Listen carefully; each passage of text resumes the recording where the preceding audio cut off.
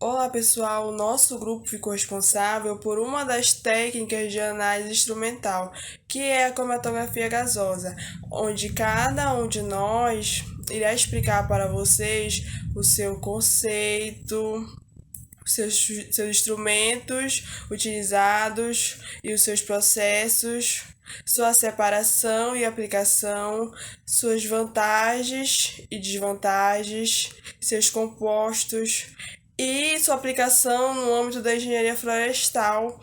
E por fim, a conclusão. O conceito de cromatografia gasosa é que a cromatografia em fase gasosa ou cromatografia a gás, uma técnica analítica amplamente utilizada para a separação de compostos químicos em matrizes complexas, onde sua fase móvel é composta a gás.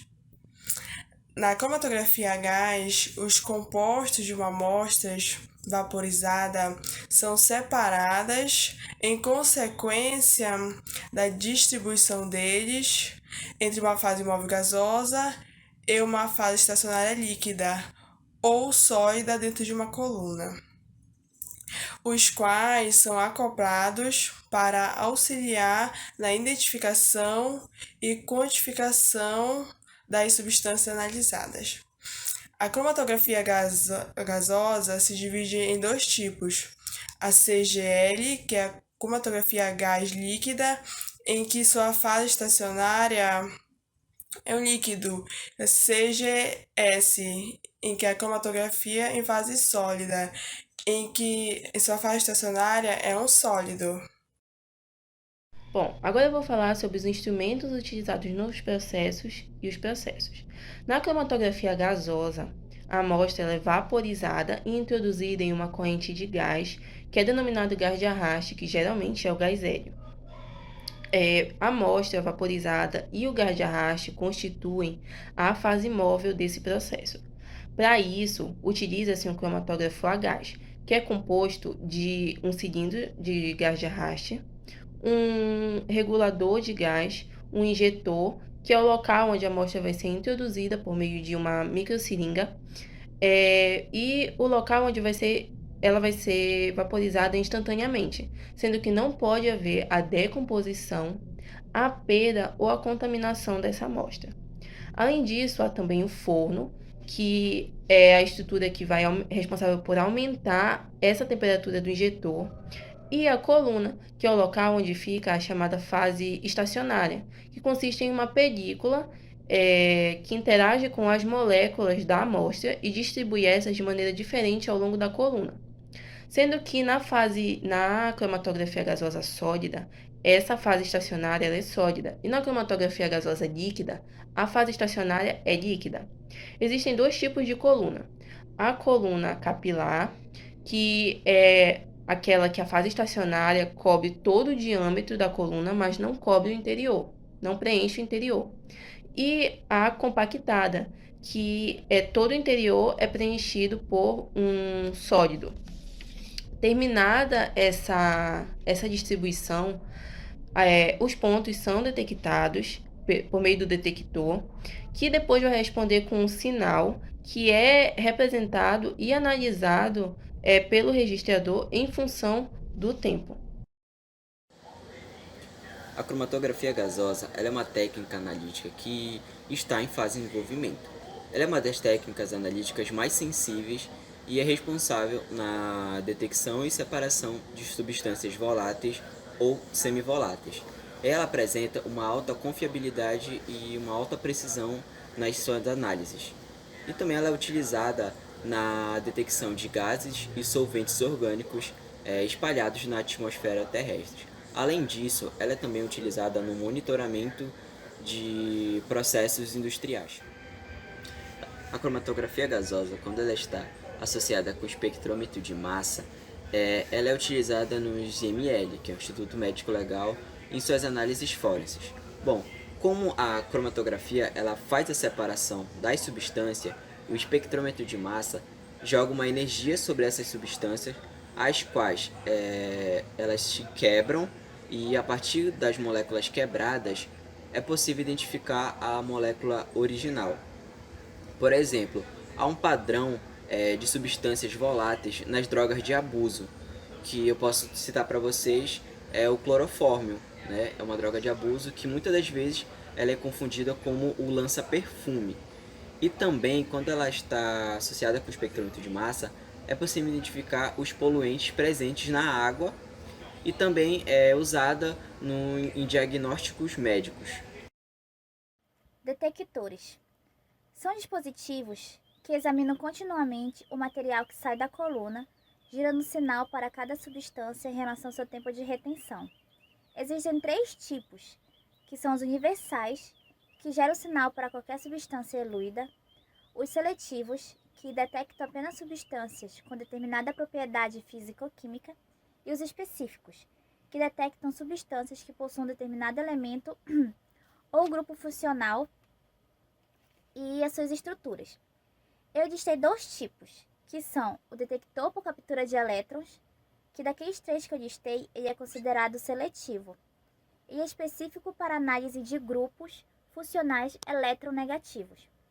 Quando o gás de arraste N2 passa pelo detector, este é ionizado por partículas beta emitidas por fontes de 3H, por exemplo, e os elétrons produzidos gerando uma corrente que é amplificada por um eletrômero.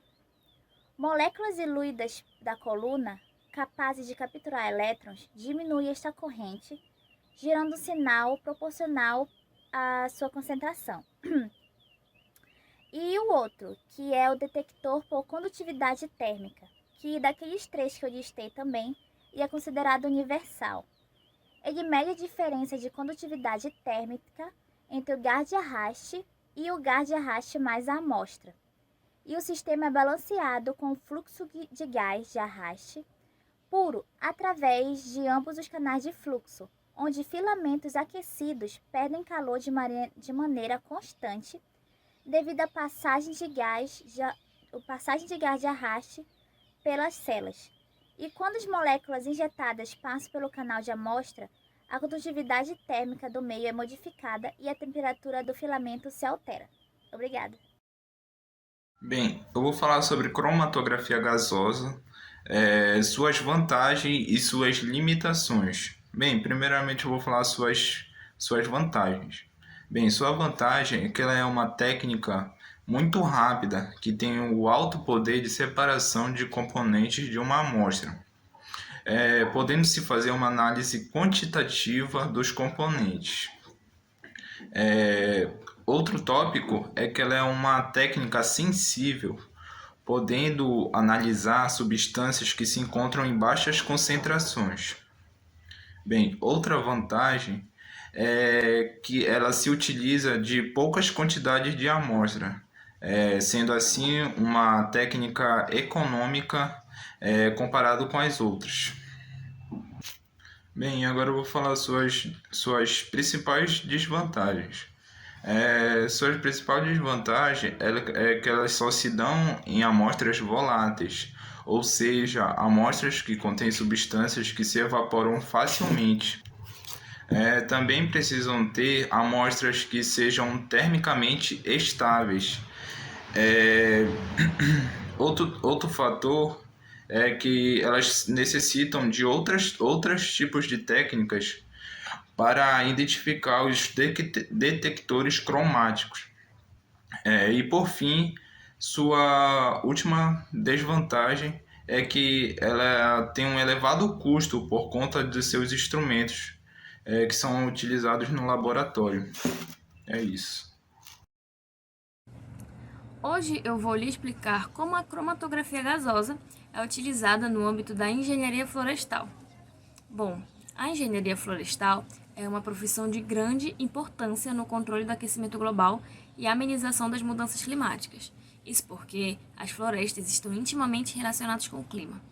Bom, as florestas contribuem diretamente com a dinâmica do aquecimento global, isso porque as árvores armazenam carbono, bem como o solo, ele também armazena, mas com o desmatamento ocorre a liberação do dióxido de carbono na atmosfera. E vale destacar que quando as árvores estão em crescimento, elas absorvem e armazenam dióxido de carbono. E dessa forma, as florestas do mundo inteiro podem absorver cerca de um terço das emissões antrópicas desse gás. As variações de concentração dos gases de efeito estufa na atmosfera são usualmente determinadas por cromatografia gasosa. A escolha do método para avaliar as emissões de gases de efeito estufa é uma etapa muito importante para o conhecimento e ou desenvolvimento de práticas agrícolas com potencial de mitigação do aquecimento global. Pelo uso da cromatografia, é possível também a avaliação das emissões de dióxido nitroso e o metano, os quais apresentam, respectivamente, potencial de aquecimento global 296 e 23 vezes superior ao do dióxido de carbono.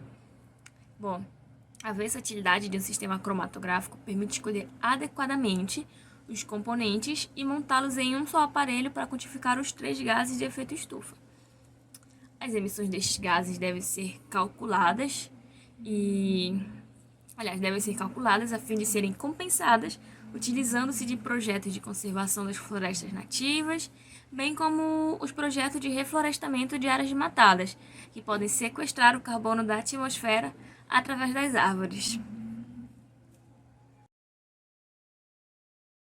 Desse modo, percebe-se a importância da cromatografia gasosa para áreas científicas em vários âmbitos, apesar dos problemas atrelados a esse método. A variedade para identificar diversos compostos químicos e suas características auxiliam a produtividade do profissional acerca das informações das espécies químicas, o que depois facilita com os objetivos principais para a melhoria dos processos relacionados à natureza. Por fim, mas não menos importante, destaca-se a relevância da cromatografia gasosa para o profissional de engenharia florestal, para a eficiência do seu trabalho de análise de substâncias. Eu sou filho do mato, eu venho da roça. O meu pai foi vaqueiro, minhas mãos são grossas. Eu não sou doutor, tampouco engenheiro. Eu tenho dinheiro, só trago comigo meu cavalo ligeiro. Eu sou filho do mato, eu venho da roça. O meu pai foi vaqueiro, minhas mãos são grossas. Eu não sou